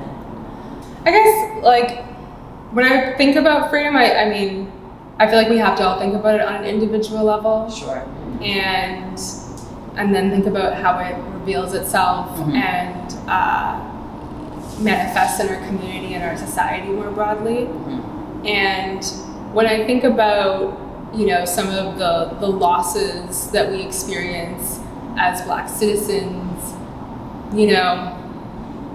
I think one of the core ones that really, I think is really nuanced and often, not talked about enough is the loss of the ability to pursue your dreams. I feel like people choose careers because they have to go into them, or they feel like it's the only way to make money because of, it's an acceptable career because of who they are, or they weren't able to pursue the education that they wanted to because of the cost or because of anti-Black racism in schools. I think there's so many dreams that are shortened or are not realized because of a wide variety of structural barriers and systemic barriers. And I think to see Black folks be able to realize who they are and the fullness of who they are. They want to pursue STEM, or they want to become an interior designer, or they want to, become a creative director, that all of those opportunities are available to them. And they're able to pursue them with the fullness and richness that they should be able to, because there aren't all these other structural barriers that could relate to housing, education, justice, etc. So I think at its core, to me, that's one of the individual freedoms that I feel more Black Canadians should be able to pursue. And for each individual that looks different. But at its core, to me, the ability to realize your talents and gifts and contribute those to society speaks to a kind of freedom that we have, that a lot of generations haven't had. Oh yeah, big time. And how do you see Nia playing a role in facilitating that process? Yeah, the creative industry is one that a lot of Black folks haven't necessarily had the resources and support to pursue. I think about my own background. I told my dad at a young age I wanted to be a fashion designer. He was like, you need money for that. So you can go to school and get a traditional degree, and then you can decide to do what you want to do. But you don't have no money for no collection. You don't got no money for no sewing machine. So, but I think, as immigrant parents, that's often, a real challenge is you want to put your child on a path to be successful, and the arts and creative industries don't seem like something where they can be successful. And yet our community pushes culture forward. Our community creates culture. Our community creates art just naturally by existing. So Nia Center being both a space that affirms that young people and emerging artists can build a career being artists, creating a space for them to connect to community so that they're connected to those audience, that people are invested and saying to them, yes, pursue this, you got talent, do it, come on, is an important part of nurturing that generation. And I think as well, being able to have that, be a space where people can learn, can explore, can say, oh, I think I'm interested in, theater. Can I, be in this program and I join your summer camp? I actually found out maybe theater's not my passion, but I really love writing. So I'm going to pursue that. The ability to connect them to established artists who can help them in their careers, as well as giving them that space for experimentation to grow. The other part of freedom, as we talked about, and particularly as it relates to artists, is that they articulate, different experiences, different authentic experiences Mhm. for us in a variety of disciplines, whether it's Right. film or showing us through paintings what Black love looks like, or showing us through writing a future where we're not being policed and killed. And so I think Nia Center presents that, being that sort of platform and providing support for artists to conceptualize and give color to what that actually looks like, what our liberation looks like. So being able to present exhibitions and events and artwork year round is really an important part of us being able to show with community what Black artists are saying about our freedom. Thank you so much, Alica. Can you tell us a little bit more about what Nia's up to? So we are currently renovating our space. It's 14,000 square feet, split over 3 floors. We're creating a performance space where you'll be able to come and watch dance performances or a film, or hear an academic come talk about Black liberation. We'll have an artist studio. We'll have a digital media lab, a small recording studio, a youth space, co-working space, kitchen, a smaller event space, and fingers crossed, an outdoor patio. Yeah, we began construction in fall 2020, and we are currently also fundraising. So we need to raise about $1.7 million to realize a space. So if folks are feeling compelled to invest in the future of Canada's first professional Black Art Center, and invest in our freedom and liberation in the art space, then they can make a donation at niacenter.org. Thank you so much, Alica. It was a privilege to speak with you and hear your perception on what freedom looks like today and tomorrow. Folks, go ahead and do what you need to do to participate in the liberation struggle. Thank you. Thank you, Jordyn. So, I'm gonna cut to a conversation that I had the privilege of engaging in with Randel Ajei, who's Ontario's first Poet Laureate. Take a look. What emancipation looks like to you in 2020. Now, I had a conversation yesterday with Nia's ED, Alica, and we spoke about the difference between emancipation and freedom. So I had asked, what does emancipation look like today in 2021, which is a little bit more process-oriented than event-based, which freedom tends to kind of connotate. So I asked, what does emancipation look like in 2021 to you? How do you feel about that question? How do you feel about kind of diving into that? And again, this is a dialogue. It's not like you have to have the right answer. I'm okay. I'm okay to dive into that question. Cool. And then the second question is, what role do you feel the power of poetry plays in the process and evolution of freedom today? That wasn't intended to rhyme, but it looks kind of like it does. A little alliteration for the folks in the back. So we can do a thing with that. Comfortable with that question, I'm sure. Yeah, I'm comfortable with that. Totally up your alley. And then, which artists specifically do you look to for helping you harness the liberation that was won in today's modern context? I'm excited for your answer on that one. And then, of course, what your vision for the future of freedom in Canada is. Okay.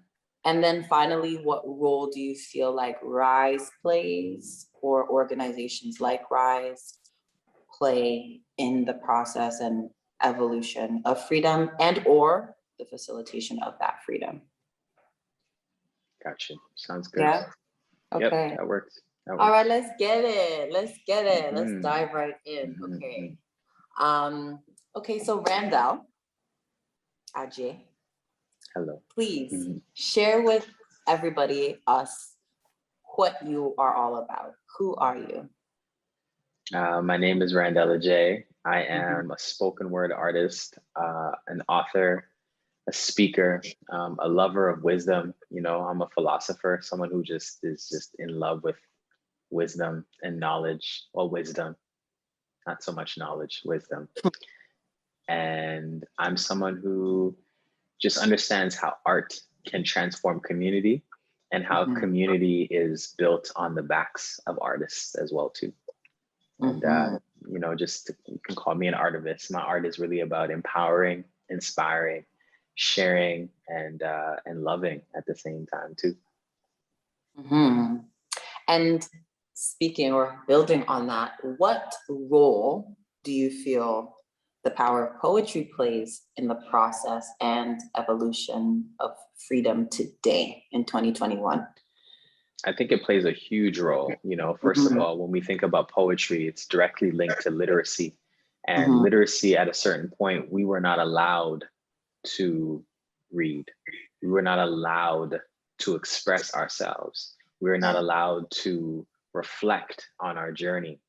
And so, and I say we because as a diaspora, you know, whether you remained on the continent or you're taken off the continent, access to education, you know, was something that was skewed. And so when I think about the role of poetry, not only is this opportunity to reflect upon the experiences, the trauma, the resilience, the resistance, the perseverance, the hardship, the pain, all of it. Not only does it give us the room to reflect upon it, but it also gives us access to go in. Poetry is essentially a vehicle. You know, in my opinion, poetry is meant to be cathartic. It's a vehicle that allows us to express and to question. And I think there's a role of introspection in poetry, which is something that we weren't taught to do. In fact, it was always a matter of keep going. Don't think about the pain. Don't sit and wallow on the pain. Keep going. And so poetry is a pause, a cathartic pause to express and reflect upon the pain. But what most poets have done is not only to reflect upon it, but reflect it in a way where the audience, the readers, the listeners can also feel like they're a part of it. And poetry is this opportunity to say, take my hand, let's go on a trip, let's go on a journey. Let me show you what I've seen, what I've been through, what I've heard, what I've smelled. And I think there's something really beautiful about how poetry does that. And lastly, there's something to be said about how trauma sits in the body, how trauma sits in the anatomy of a human being, and especially the anatomy of an oppressed human being, or of a generation, you know, that has had to carry on the oppression as well. And I think we as a people have learned to be okay with trauma sitting in our body, but poetry, arts gives us the room to take a moment to look at the trauma, to question the trauma, to reflect on the trauma, and find a means to let it out.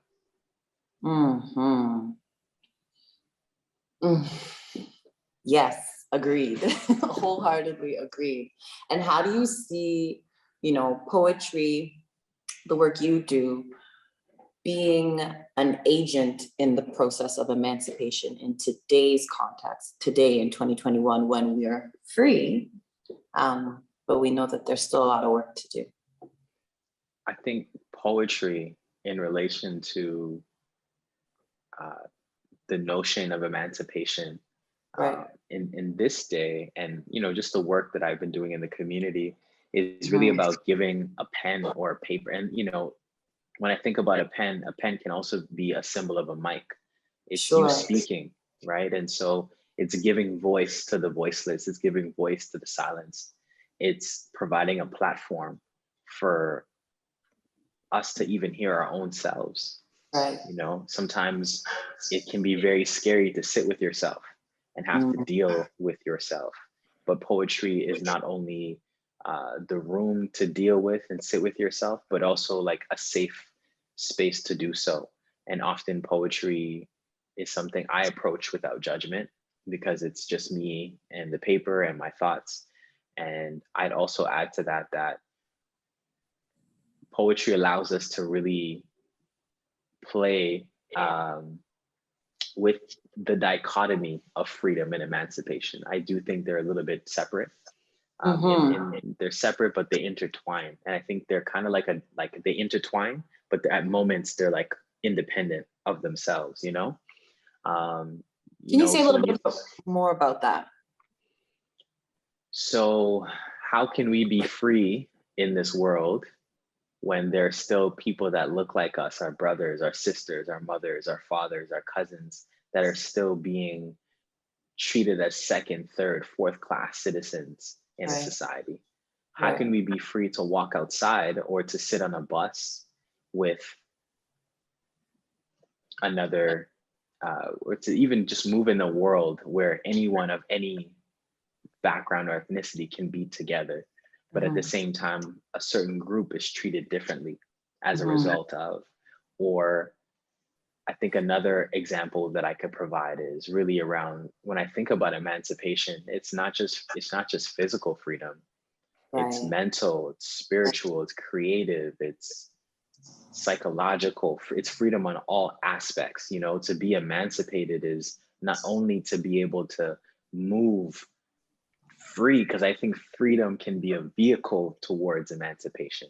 You can be physically free, right? You can be physically free, but still mentally in chains, as you know, as it has been said in the past. So I think the role of poetry is to really be able to assess, to question, to reflect, to take an opportunity to really understand the ways in which we can actually question what freedom means. Recently, I've been watching this documentary called Amend on Netflix, and it's really powerful. It speaks about the 14th Amendment in the States and how before the 1900s, emancipation, technical slavery, let's say slavery, was abolished. But in 1960, we still had Martin Luther King, who was advocating for the freedom. So although slavery was abolished federally, in each state, they treated it differently, right? Although we're allowed to integrate in each state, it looked differently. And so emancipation is holistic, whereas freedom, I think the freedom is concept, because freedom can also be subjective, right? Freedom is subjective. What's free to you, Jordyn, is not what's free to me, right? So that's what comes to mind. And even just building on that, what does freedom look like or feel like to Randel? It feels like joy. It feels like, you know, that feeling of joy? Oh yeah. So joy, joy, it differentiates from happiness, because I think joy is a full body experience, whereas happiness can be like a mental and a physical, but joy is it's full joy, like the full body experience. And so that's what comes to mind when I think about it. And I think also to really be able to understand like how it shows up, you know, how it shows up in our lives, and to truly be, like I said, like in all the different bodies that we navigate, the physical, the mental, the spiritual, the emotional, the creative, that all those the spiritual, like all those bodies can work together. Like there's a holistic way of looking at emancipation, whereas we can all be free.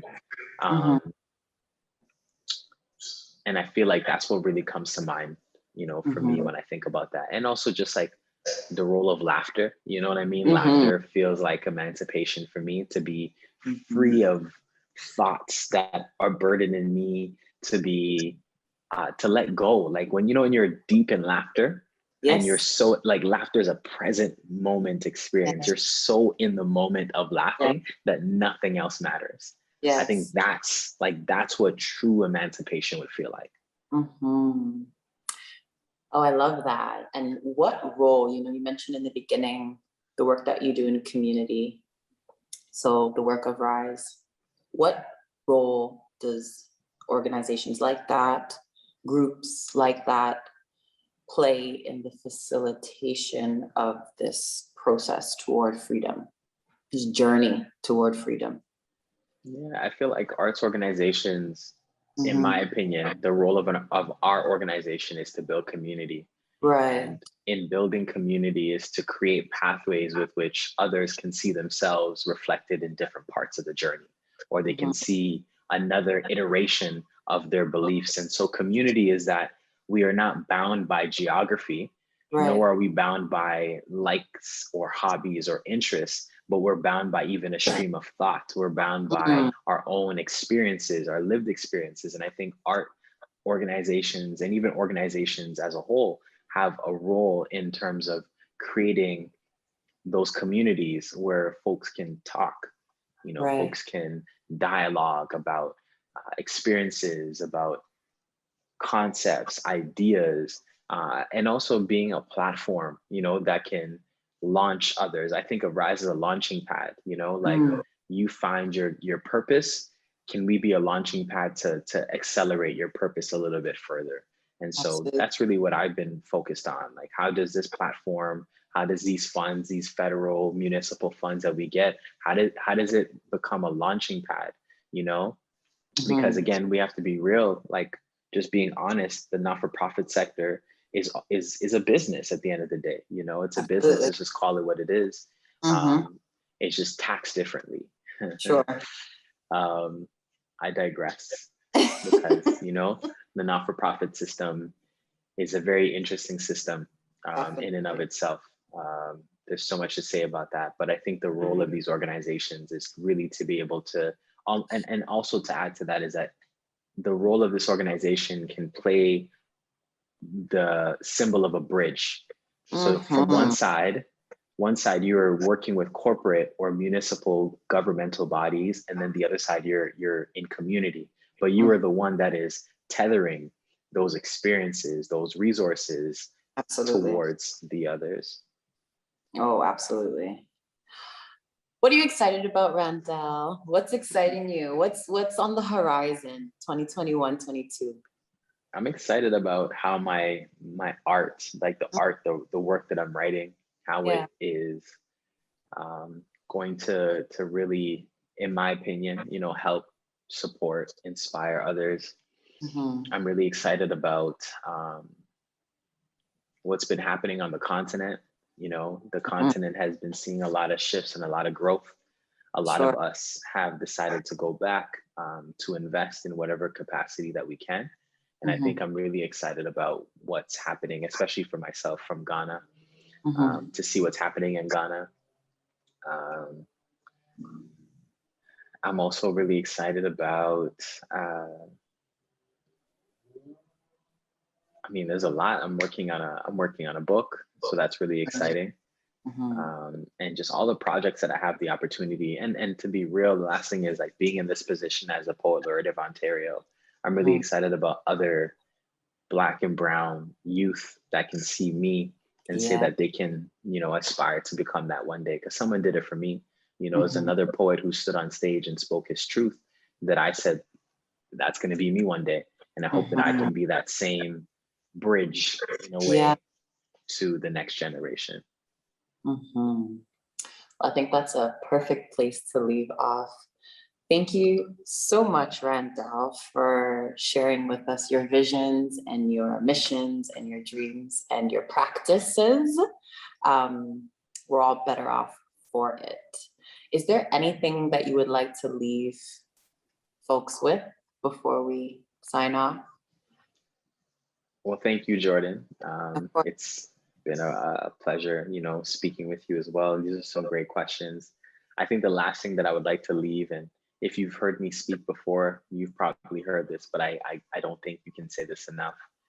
It's that whenever we do take this moment to look at emancipation or to look at Black History Month, it's to look at the past and to look at the ancestors and what they've done, the path that they've created, the opportunities that they've created in order for us to be here in this point in time. And I think it's equally important that we who are still here recognize that one day we too are going to be someone's ancestors. And that in this moment, we are literally carving out the legacy, the dash that will ultimately help influence what it will look like in the future. And that, every day we live, every day you live is an opportunity to create a legacy. Every day that you have the opportunity to wake up is a gift to make the world around you that much better, to make the ancestors proud, like I think they're very proud of many of us for the work we've done, for things that they only imagined that we are doing today. So, take that with heed, and may gratitude be your shoes. May gratitude be your shoes that guide your soul towards where you need to be. Spoken like a true laureate, absolutely well said. Thank you as always, Randel. Where can folks find you if they want to connect? You can find me on my website. That's www.randelajei.com. I'm more active on Instagram. That's at randelajei.com. Actually, everything is at randelajei.com. So it's simple. So folks can find me there, and I'd be happy to connect. Also, the Ontario Poet Laureate has a website. It's called ontariopoet.org. And so you can also connect with me there to find more about my poetry and more about what's happening with the position and the role. Amazing. Thank you so much. Take great care. In this Western world where war is waged, we wear our wounds like warriors. Hearts on sleeves, we wear our wounds like tattoos written across our iris. We see the world in a peaceful violence, yet speak of the world in the ways in which we've been silenced. Like how they erect women like queens, then Mirandize a lady's liberties in the New York Minute. Strip you bare of your culture and ethnicity. Tell you you are free, yet criminalize you before you're proven guilty. They treat innocence like business, breaking bonds and stop people in cells like product and trade you when they lose interest. The price we pay in exchange for freedom. The American dream is a war between spirit and sin we've yet to wake up from. This dream is a nightmare for us melanated beings who walk in the light. We are immigrants who left our rights at the borders we crossed. We came from broken land to stolen land, this true north strong and free. This economic monopoly to commodify me. This land has clouded my vision, clouded my melanin, and made me feel blue. They blackmailed me with white lies, and I'm in search of truth. In search of change, no purple rain. They are yellow-bellied cowards green with envy. Rednecks who'd rather see me on gray concrete, soulless and empty, as my red blood runs towards a pot of gold, a fleeting rainbow that colors the canvas of a 2,000-year-old genocide. The paintbrush, a gun they use like exercise to run this country. Race is a fundraise marathon that's gotten the world off track. Race is a fundraise marathon that's gotten the world off track. Too many issues to get our reparations back for being black and excellent. They kill black bodies and extract our melanin for medicine. We are lab rats in a social experiment. They put fluoride in our water to make us docile. Chemicals in our food we cannot pronounce. That's the we need to keep out our mouth. They use our names as bonds of ownership. That's why they capitalize our names, so they can capitalize on our names. We are modern day slaves in search of freedom. Growing up in the 6, when I was 7, I knew brothers that never ate, so they started carrying 9s. Growing up in the 6, when I was 7, I knew brothers that never ate, so they started carrying 9s. Like my best friend who started selling rocks and turning them to boulders. He started packing the heat because the waves were getting colder. Now, I don't condone selling poison to make a living, but we don't control the drugs that cross these borders into this new world order. Obama succeeded the snakes in the bush, only for America to pull the Trump card when we didn't look. Like a game of presidents, it's politics. That's why I'm hesitant to vote, just in case they ain't true, though.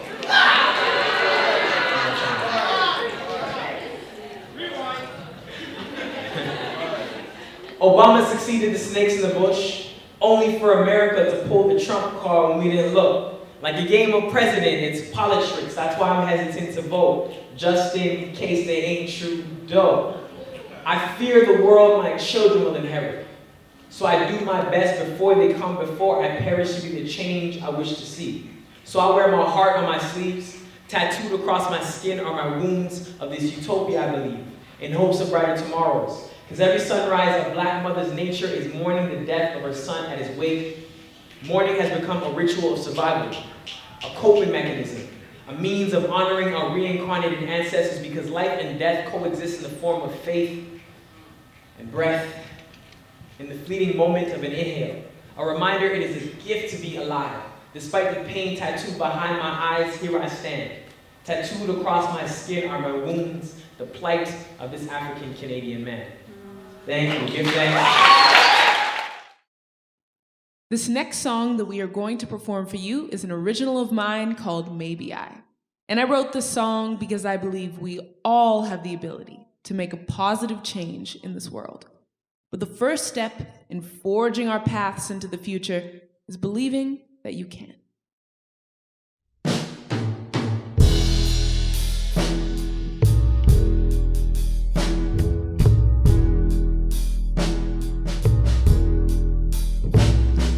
Maybe I can make a difference. Oh, maybe I can make a change. Maybe I can save our future. Maybe I will lead the way. Oh, maybe I can stop destruction. Oh, maybe I can stop the pain.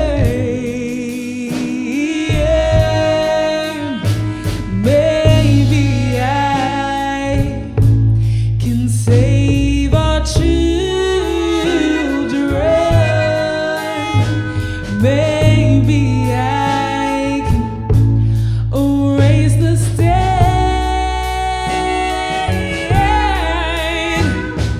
Hold on, deep inside,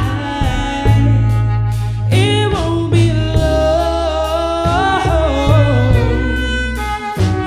but we gotta try. Hold on, deep inside, hold on,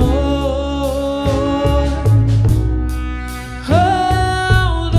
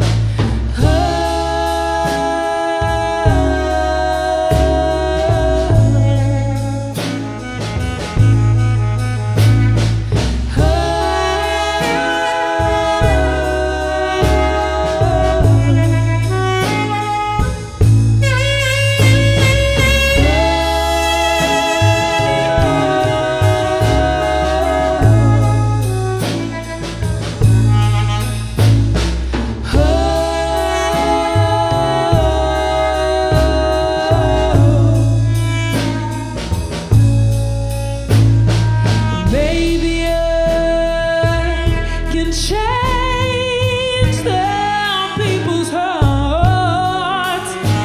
Maybe I can change their ways. I know that I can be a leader, and I know we'll find our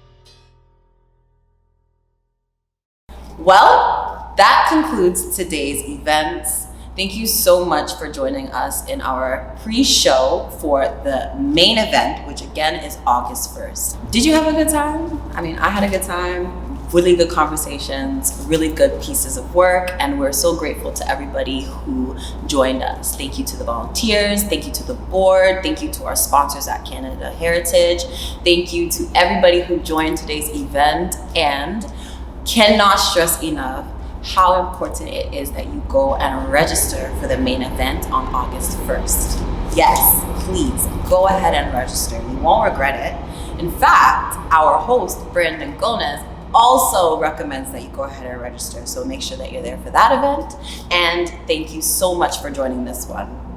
With that, I'm your host, Jordyn, and wishing you the best Emancipation Day weekend that you could ever have and more. Okay, bye.